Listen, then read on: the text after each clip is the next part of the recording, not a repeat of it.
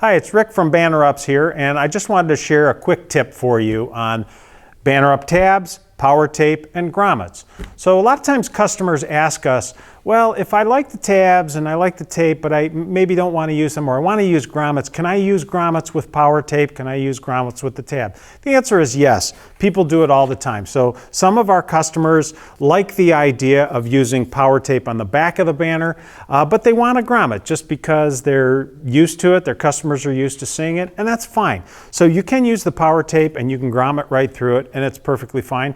What I tell customers is if you ever have a failure, if that grommet rips out, the solution is to add a tab to that. Use a tab, you'll just bump the strength way up. And I would say the same thing with the tabs. Sometimes people will use the large tabs or the mini tabs, and then they'll grommet through that. And then oftentimes they'll do that rather than using power tape. Again, if it's working for you and you like it, great. The idea is mix and match however works for your business.